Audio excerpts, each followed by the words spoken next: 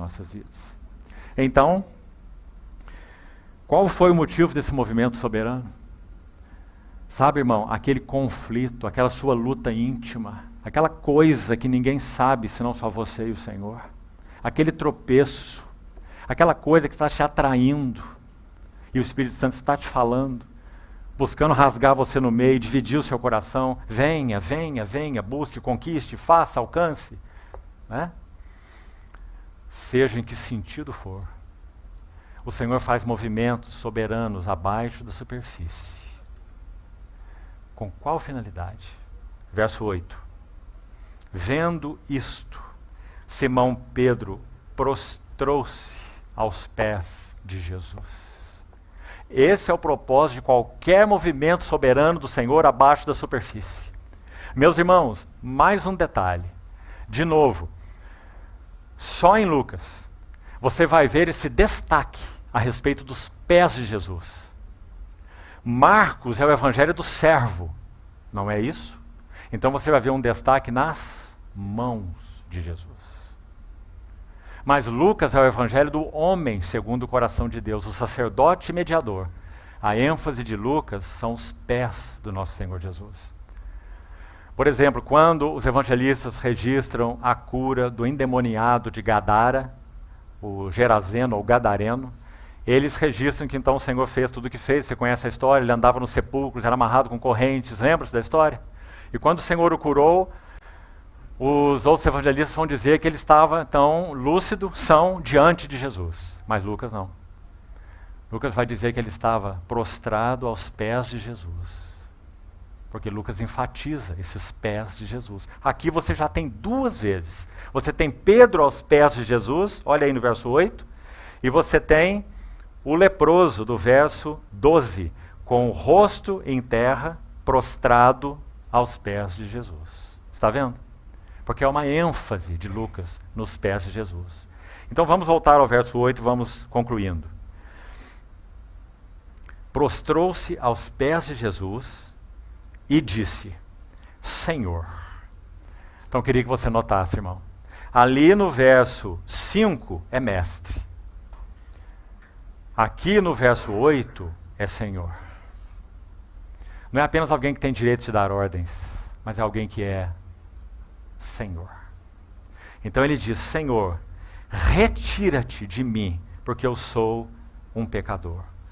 Ou seja, o movimento soberano abaixo da superfície, usando coisas naturais, e como o Senhor é hábil em fazer a mesma coisa em nossas vidas. Que coisas naturais são essas? Rede, pesca, peixe, não é? Coisas naturais, coisas do ofício de Pedro.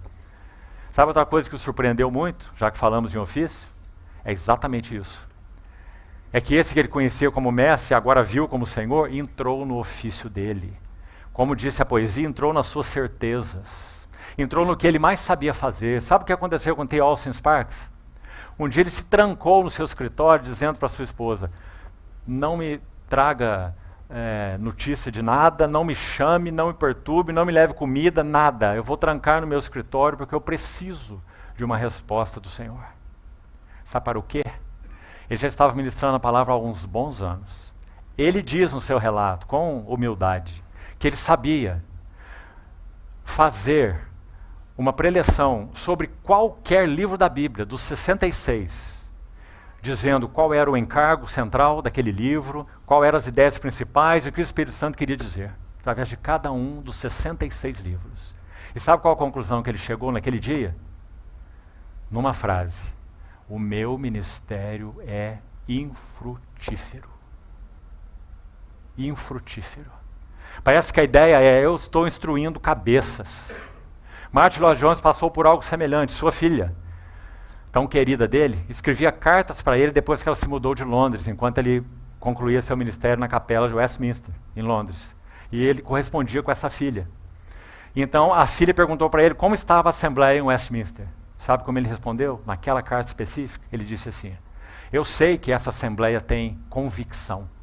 Convicção. Porque a verdade de Deus está sendo falada. Mas olha o que ele disse: mas o que eu aguardo é que eles tenham contrição. Contrição. não só convicção. Irmãos, e na nossa história? Graças a Deus pelas convicções. Mas será que temos tido corações contritos? E não foi isso que aconteceu com Pedro? O Senhor faz um movimento soberano, único, em um lugar que ninguém vê, abaixo da superfície. E então, Pedro se prostra aos pés do Senhor. Ele diz: Senhor, não mais mestre apenas. Mestre já traz a ideia de um professor, não é? Mestre, mestre, mestre. Nós somos uma geração intelectualizada.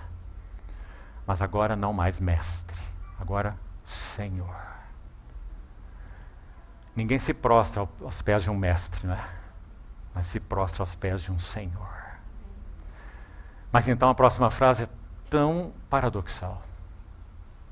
Porque ele vai dizer: retira-te de mim. Agora eu queria ler para você algo, nosso tempo já está se esgotando. Um pequeno texto, gostaria que você prestasse muita atenção, por favor.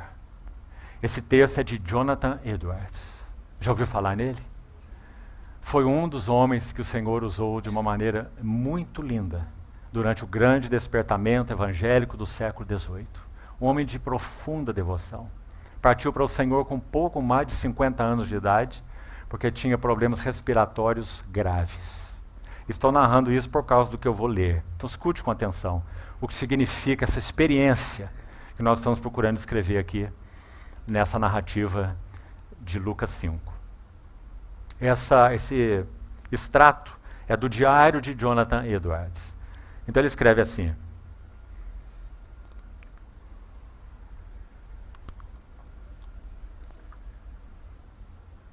certa ocasião, quando saí para uma caminhada na floresta por razões de saúde, em 1737, tendo desmontado de meu cavalo num lugar isolado, como tem sido meu costume de andar para meditar e orar, tive uma visão da glória do Filho de Deus como mediador entre Deus e o homem. Essa é a ênfase de Lucas, inclusive. Visão da glória de Deus como mediador entre Deus e o homem, da sua grande, maravilhosa, pura, doce graça e amor, como também da sua condescendência mansa e gentil. Esta graça que me pareceu tão doce e tão calma, também me pareceu imensa e excelente o suficiente para absorver todo o meu pensamento e imaginação. E isso continuou, pelo que posso julgar, por cerca de 1 hora. Parece que até um tanto da noção do tempo ele perdeu, né? Você está vendo. E me manteve a maior parte desse tempo em copiosas lágrimas. Senti uma ardência de alma e um anseio, escute isso agora, um anseio por ser esvaziado e aniquilado. Será que nós conseguimos compreender o que esse irmão está dizendo? Você alguma vez já teve desejo de ser esvaziado e aniquilado? Mas tome cuidado aqui. Não é porque você está se sentindo tão mal, tão horrível, ou fez algo que você está se repreendendo tanto por isso, que você queria deixar de existir, não é? Sumir, ser aniquilado. Não é nada disso que ele está dizendo, meus irmãos. Ele está dizendo que o senso da gloriosa, pura, maravilhosa visão da glória do Filho de Deus trouxe a ele uma experiência paradoxal tão impressionante, que ao mesmo tempo que ele estava vivendo e se deleitando em copiosas lágrimas por toda essa doçura, como ele usou a palavra que lemos, ele está com um senso de pequenez tão grande, de um coração indigno, dividido, frágil, vulnerável, pecador. Retira-te de mim, porque eu sou um pecador. Um anseio por ser esvaziado e aniquilado.